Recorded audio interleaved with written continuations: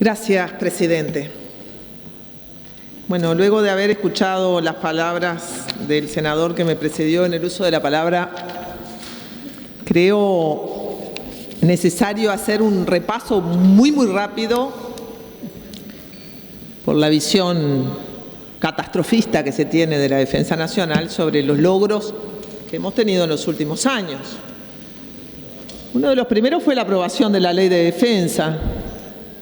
Supongo que el senador preopinante, con la que el senador preopinante acuerda, fue una ley armada muy concienzudamente a través de un diálogo, el diálogo de la defensa, y es la ley que marcó todas las acciones que se han hecho hasta ahora y en el marco de la cual se diseña el actual presupuesto. Pero también quiero decir que en el periodo pasado aprobamos una ley para la educación militar y policial que ataba la educación militar con el Sistema Nacional de Educación Público de este país.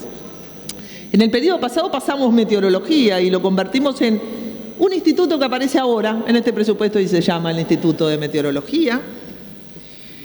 Y en este periodo de gobierno, señor presidente, estamos concentrados en tres cosas que dan cabal cumplimiento a la Ley de Defensa, a diferencia de lo que decía el senador Saravia. Uno es el pasaje de la justicia militar a la justicia civil. Esto está en la Ley de Defensa, está en las disposiciones transitorias de la Ley de Defensa y lo estamos esperando. Y es un compromiso,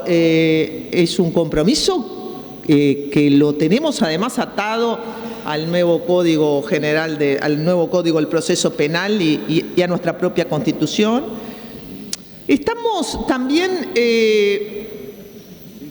estudiando un proyecto de ley para la modificación de la caja militar, que no es solamente un problema de ahorro, señor presidente, es un problema de cómo mantenemos los recursos humanos que las Fuerzas Armadas capacitan con gran esfuerzo y con gran demanda de rubros, cómo logramos mantenerlos en las fuerzas durante una vida útil un poco superior a la de los 20 años de servicio. Quiere decir que la reforma de la caja militar también le va a servir a las Fuerzas Armadas. Por supuesto, ni que hablar del despliegue de las misiones de paz, al que me voy a referir después, y que ayudan y mucho, no solo a la capacitación de las fuerzas, sino también al ingreso de rubros para el organismo. Entonces, señor presidente, no es poco lo que se ha hecho en materia de reforma de las Fuerzas Armadas y de sujeción de las Fuerzas Armadas al Poder Civil en estos 10 años.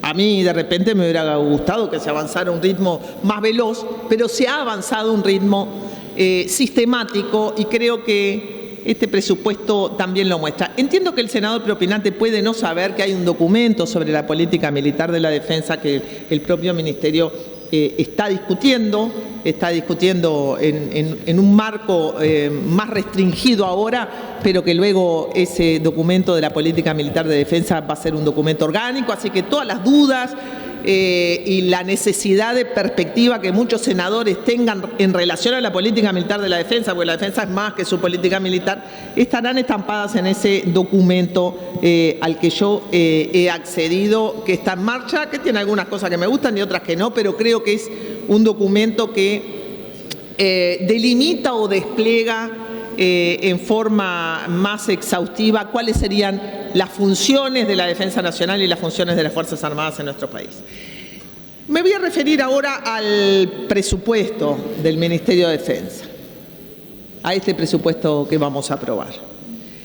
La primera consideración es que yo encuentro encomiable, a diferencia del senador Saravia, encomiable el esfuerzo que ha hecho el Ministerio de Defensa en mantener su demanda presupuestal ajustada a lo que ha sido la restricción que operó en todo este presupuesto y de la cual hemos dado cuenta en el día de ayer. Es decir, este es un presupuesto acotado y con restricciones en todos lados. Y el presupuesto del Ministerio de Defensa se ajusta a estas restricciones que están, por otro lado, exigidas por esa demanda de contención del gasto público que se reclamaba ayer. Entonces, a veces hay como una esquizofrenia, se reclama contención del gasto público, pero después ese cierre de canilla no funciona para la defensa, funciona para otras cosas, pero para la defensa no. ¿Y qué justificaría que la defensa fuera tan estratégica que no operara la restricción económica que opera para el resto de los incisos y de los organismos del 220. No entiendo esa lógica. En segundo lugar, creo que también es encomiable en este presupuesto, además de su sobriedad, la concentración de las asignaciones presupuestales en la Armada y en la Fuerza Aérea. Señor presidente, nosotros vivimos con un desequilibrio presupuestal entre las fuerzas muy grande a favor del Ejército, siendo que el país hoy tiene tareas vinculadas a la Armada y vinculadas a la Fuerza Aérea que demandan más recursos presupuestales. Entonces, creo que este reequilibrio de las asignaciones presupuestales también es encomiable de este presupuesto. Imagínese, señor presidente, qué ironía yo defendiendo el Ministerio de Defensa en este presupuesto. No lo haría si no estuviera convencida de lo que digo. Es cierto que sentí la ausencia de algunas reformas estructurales.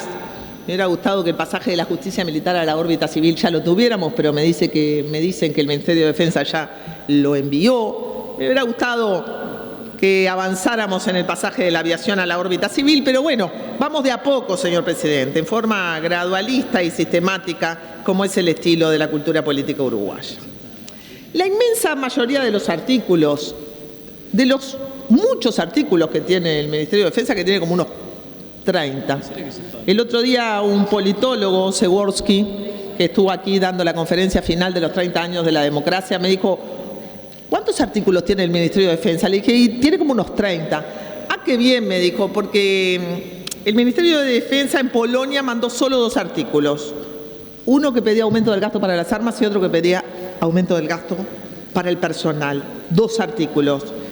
Y bueno, se hizo fuerza política y se le dijo al Ministerio de Defensa: menos de 30 artículos la próxima vez no me traigas. Así que un ministerio que desagrega, un ministerio que explicita, no todo lo que uno querría, pero un ministerio que desagrega y que explicita debe ser reconocido por esta tarea, ya que las Fuerzas Armadas son opacas respecto de su gasto, de sus responsabilidades y de sus políticas en todo el planeta, señor presidente, en todo el planeta.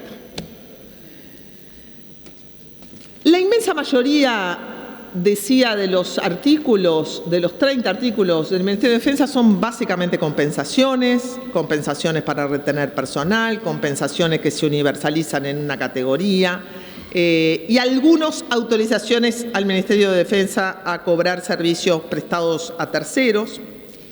Y también hay algún artículo por el cual, artículo normativo, la creación del Estado Mayor de la Defensa, la transformación de la Dirección Nacional de la Inteligencia del Estado en Dirección de Inteligencia Estratégica.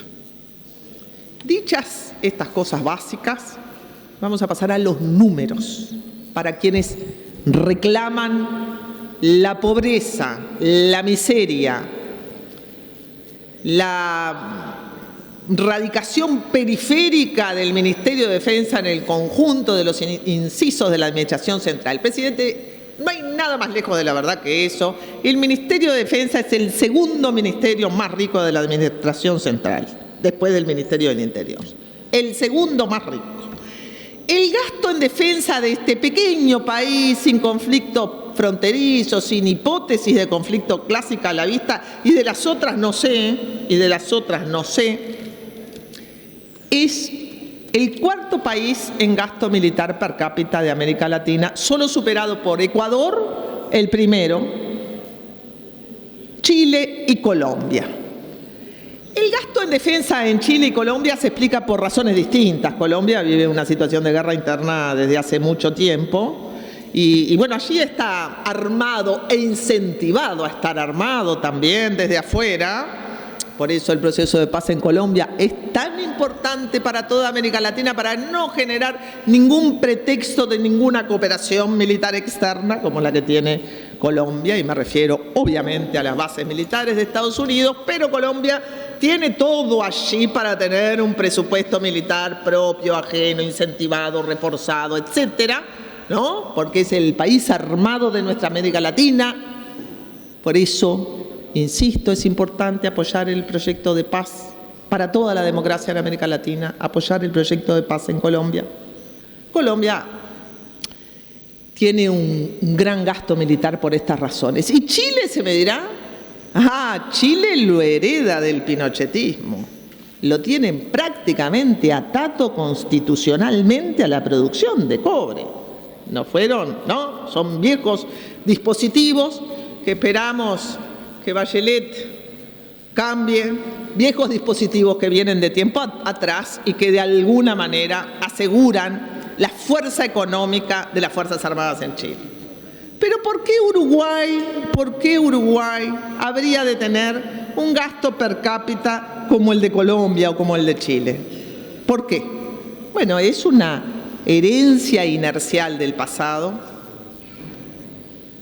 Para un país sin conflicto, ser el cuarto país en América Latina en gasto militar per cápita no es una buena señal. Y esto, señor presidente, ameritaría ya no a una reducción de vacantes para aumentar los salarios del personal subalterno, sino a una reducción de vacantes en sentido absoluto. Es decir, a una reducción de vacantes como política en sentido estricto, no para generar ahorro propio, sino como política del Ministerio de Defensa. ¿Y por qué digo esto? Porque si uno mira la tasa de efectivos per cápita, y esto es lo que explica, tenemos 23.000 efectivos, señor Bordaberry, tenemos, ¿cuántos? Pensé que alguien me preguntaba, ¿pero cuántos tenemos? ¿Cuántos efectivos? Tenemos 23.000 efectivos. Y ya en el periodo pasado se hizo una política de reducción de vacantes, se redujeron 2.300 vacantes sin que ningún cuartel cerrara ni las Fuerzas Armadas murieran de inanición. Se está previendo la reducción de 1.300 vacantes. Y, señor presidente, cuando yo miro la tasa de efectivos cada 1.000 habitantes, me doy cuenta que en el Uruguay es de las más altas del mundo, no de América Latina, del mundo. El Uruguay tiene 7 efectivos cada 1.000 habitantes. El promedio del Mercosur es 2. Argentina tiene 1,8, Chile 3,6.